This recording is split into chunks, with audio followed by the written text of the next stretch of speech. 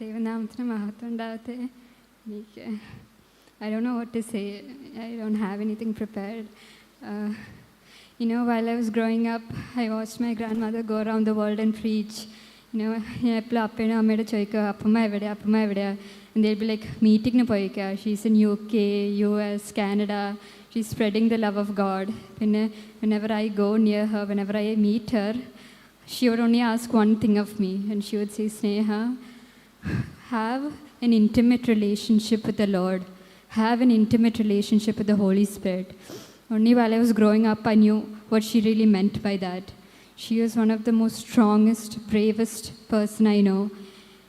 And, I started giving small messages in my church.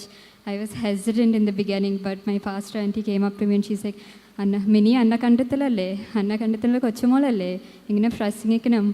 And I was like, I didn't know what to do. I went to my grandmom and I sat next to her and she told me a lot of things about how to preach, how to sing. And I'll never forget those moments. And one thing that still amazes me till now is her strength and her faith in God. Even when she got sick, until the very last moment, even no matter what people said, no matter what doctors said, no matter what situation she was in, she was like, I will not lose my faith in God. I have that faith. And she held on to that faith and that strength until her last breath. So this is not goodbye. This is just until we meet on that beautiful shore. Thank you. ദൈവനാമത്തിന് മഹത്വം ഉണ്ടായിരിക്കട്ടെ. കടന്നു വന്നിരിക്കുന്ന എല്ലാവർക്കും ക്രിസ്തു യേശുവിൽ എൻ്റെ സ്നേഹവന്ദനത്തെ ഞാൻ അറിയിക്കുന്നു. ഞാൻ നാട്ടിലില്ലായിരുന്നു. ഞാനില്ലാതിരുന്ന സമയത്താണ് പ്രിയാപ്പമ്മ ഞങ്ങളെ വിട്ടു പോയത്. ഞാൻ ഒത്തിരി ആഗ്രഹിച്ചിരുന്നു ഒരിക്കൽ കൂടി കാണണമെന്നെങ്കിലും സാധിച്ചില്ല. അങ്ങനെ ഞാൻ അവിടെ ആയിരുന്നപ്പോഴും നമ്മൾ ഫോൺ ചെയ്യും, മെസ്സേജ് അയക്കും. അപ്പം ഞാൻ അപ്പം വളരെ സിക്കായ ഒരു സമയത്ത് ഞാൻ തന്നോട് മെസ്സേജ് അയച്ചു. അപ്പം ഞാനിങ്ങനെ ആശ്വസിപ്പിക്കുക. ഞാൻ പറഞ്ഞു, സാരമില്ല അപ്പമ്മേ, പോട്ടെ, വിഷമിക്കണ്ട, പേടിക്കണ്ട എന്ന് പറഞ്ഞപ്പം പേടിയെന്ന് അറിയാതെ ഞാൻ മെൻഷൻ ചെയ്തു പോയി. അന്നേരം പെട്ടെന്ന് തന്നെ വിളിച്ചിട്ട് ഇങ്ങോട്ട് പറഞ്ഞു, മോനെ, പേടി എനിക്കില്ല, മരണത്തെ ഭയം എനിക്കില്ല. ഞാൻ ജീവിച്ചിരിക്കുകയാണെങ്കിൽ ഞാൻ കർത്താവിൻ്റെ വേല ചെയ്യും, അല്ലെങ്കിൽ എനിക്ക് എൻ്റെ പ്രിയനോട് ചേർക്കപ്പെടണം. I still remember what she said right now. തൻ്റെ കഷ്ടങ്ങളിൽ ഒരിക്കലും കർത്താവിനെ ചോദ്യം ചെയ്തിട്ടില്ല.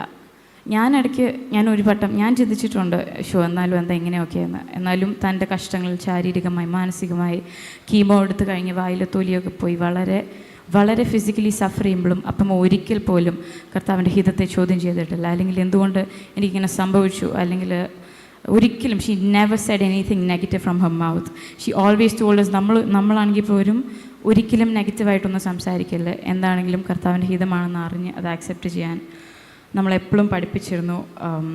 ഞാൻ ഫോൺ വിളിക്കുമ്പോൾ ഞാൻ ചോദിക്കും, അപ്പം എങ്ങനെയുണ്ടെന്ന്. അപ്പോൾ എത്ര വയ്യെങ്കിലും പറയും, ഐ എം ഗുഡ് ചക്കരെ, doing well by God's grace, നീയും പ്രാർത്ഥിക്കണം, നീ പ്രാർത്ഥിക്കുന്നുണ്ടോ എന്നൊക്കെ എന്നോട് ചോദിക്കും. വളരെ സഹിക്കാൻ വയ്യാത്ത സമയങ്ങളാണെങ്കിൽ മാത്രം പറയും, മോനെ ഞാൻ കുറച്ച് സിക്കാ, നിങ്ങൾ പ്രാർത്ഥിക്കണേ എന്ന് പറയും. ഒരു 10 മിനിറ്റ് ആണെങ്കിൽ പോലും ഞങ്ങൾ കൊച്ചുമകളെ ആരെങ്കിലും കിട്ടിയാൽ the only thing she said was have an intimacy with the Holy Spirit. അപ്പ സ്നേഹിച്ച് എല്ലാവരും പറഞ്ഞ പോലെ നമ്മളുടെ അടുത്ത് ആകെ ചോദിക്കുന്നത് കർത്താവുമായിട്ട് അഭേദ്യമായ ഒരു ബന്ധത്തിലായിരിക്കണം. അല്ലാതെ ഒരിക്കലും വെള്ളം ഇടണമെന്നോ, അല്ലെങ്കിൽ 3 ഹല്ലേലൂയ പറയുമ്പം 4 എണ്ണം പറയണമെന്നോ, അല്ലെങ്കിൽ 2 എണ്ണം പറഞ്ഞാൽ കർത്താവ് പിണങ്ങും. അങ്ങനെ ഒരിക്കലും ഒരു റിലീജിയസ് അല്ലെങ്കിൽ ഒരു ട്രഡീഷണൽ രീതിയല്ല അപ്പം നമ്മളെ പഠിപ്പിച്ചത്. She always told us that ഇതൊരു കർത്താവുമായിട്ടുള്ളൊരു റിലേഷൻഷിപ്പാണ്. പരിശുദ്ധാത്മാവുമായി അഭേദ്യമായൊരു ബന്ധം വേണം.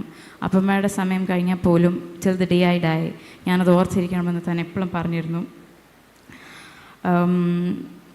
മാനസികമായി എനിക്ക് ഒത്തിരി സങ്കടമുണ്ട്.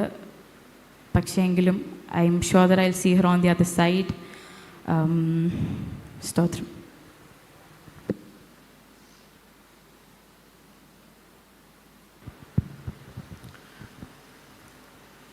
ചില വാക്കുകൾ നന്ദി ആയിട്ട് ഓർപ്പിക്കും.